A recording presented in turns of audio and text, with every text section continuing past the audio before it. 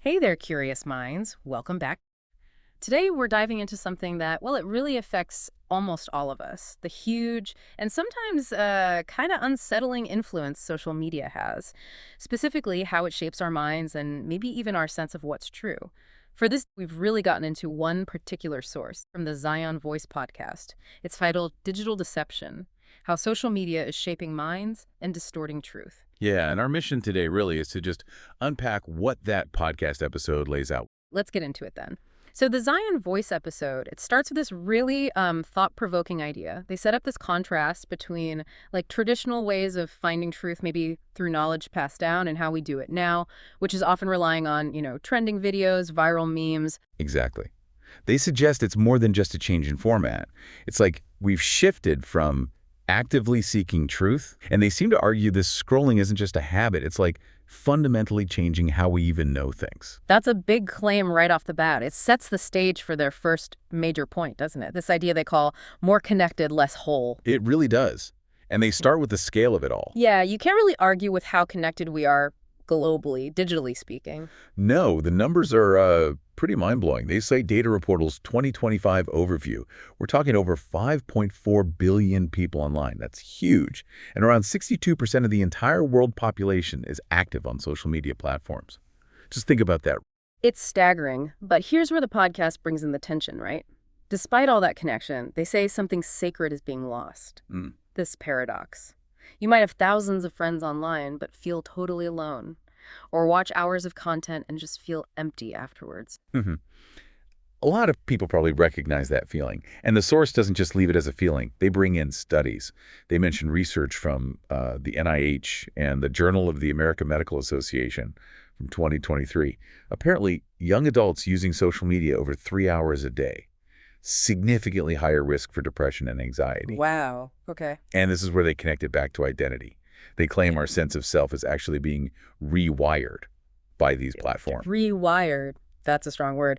So from loneliness despite connection to our actual identity being reshaped, which leads right into their next segment about identity potentially being replaced by image. How do they explain social media programming us rather than just, entertaining us? Well, they really focus on the pressures, especially for young people, like this constant flood of perfectly curated bodies, the complexities around gender identity now, AI filters making everything look flawless, and trends that change, like instantly. Yes. A lot to navigate. Yeah, I can see that. And the podcast argues that all this external stuff leaves young people kind of asking deep down, who am I, really? Because the online persona might feel very different from the person inside. And they back this up with a stat, too, right, from the Barna Group. Yeah, they cite Barna saying over 70% of Gen Z feels unsure about their identity and purpose. And then the Zion Voice podcast takes it a step further. They frame this whole situation as a spiritual war. That's quite a framing for social media, a spiritual war. It is. It suggests they see this as something deeper than just psychology. Yeah. Like a battle over core beliefs and values, which kind of sets up their next point about influence and conviction. Right. The illusion of influence and the erosion of conviction. They talk about a trade-off, something like we're getting good at image crafting, but maybe not so good at character building. This desire to go viral instead of being, what was the word? Vital. Vital, yeah. Meaningful. And this is where they get pretty critical of the platforms themselves. The podcast argues that social media actually rewards negative stuff. Things like outrage, pride, vanity, even compromise. Because those things often get more clicks, more engagement. Which feeds into that idea they mentioned. Your feed becomes your filter. Like the platform is shaping your reality, what you think is true or important. Exactly. It's like a personalized reality bubble. And they bring in a biblical quote here, Romans 12:2. Do not conform to the pattern of this world, but be transformed by the renewing of your mind. Okay. And they use that to pose this challenge. How can you actually renew your mind, find deeper truth if you're, as they put it, addicted to scrolling? Their point seems to be that passive scrolling prevents that kind of active inner transformation. Right. Okay, now this next part. Yeah. This is where they make a really strong claim, potentially controversial. Yeah. The Zion Voice episode says, very directly, algorithms are not neutral. Yeah, they don't mince words there. They explain it as these algorithms being specifically coded. Coded to grab your attention, yes, but also to manipulate behavior. And crucially, to push content that feeds on things like fear, lust, comparison, Yeah. because that stuff keeps people glued to the screen. And they have evidence for this. They point to whistleblower reports, specifically mentioning former Facebook employees.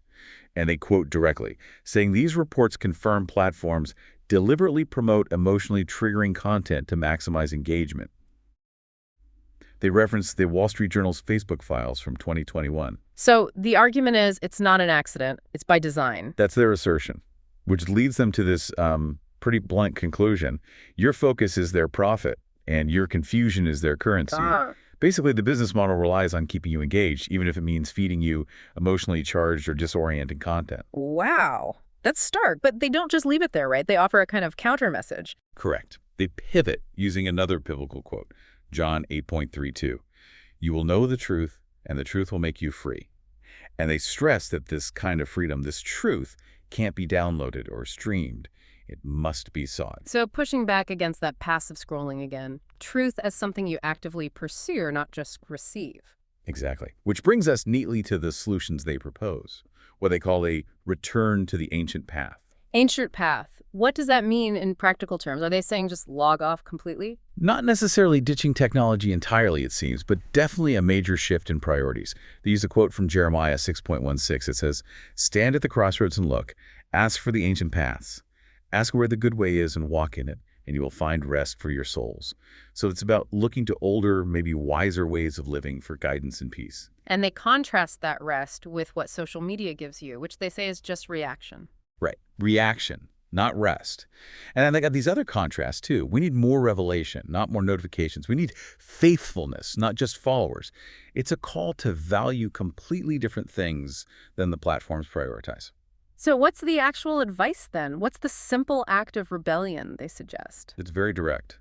5 words. Be still. Log off. Listen. Repent. Return. It's like a short, sharp instruction manual for reclaiming yourself from the digital noise. Log off, listen. It sounds simple, but probably quite hard in practice for many of us. And they wrap up that section with a pretty powerful call to action, don't they? They do. It's time to reclaim your time, your peace, your identity, and your purpose. That kind of sums up their whole argument, really. Just exploring that one source, the Zion Voice podcast episode, Digital Deception. We've unpacked their arguments about social media's grip on, well, truth, identity, our well-being. They really build a strong case for why we need to be, at the very least, much more conscious about how we engage with all this. Absolutely. And maybe building on their final words, you are not a profile. You are not an algorithm's product. You are not your follower count. Yeah. It really leaves us, and you listening, with a pretty big question, doesn't it? In a world that's constantly measuring you by these online metrics, what can you actually do? What steps can you take to define your own worth, your own purpose, totally separate from likes, followers, or curated images? That is a really potent thought to end on. Thank you so much for joining us today. We hope exploring the ideas from the Zion Voice podcast gave you some valuable food for thought. Definitely keep thinking, stay curious, and keep seeking out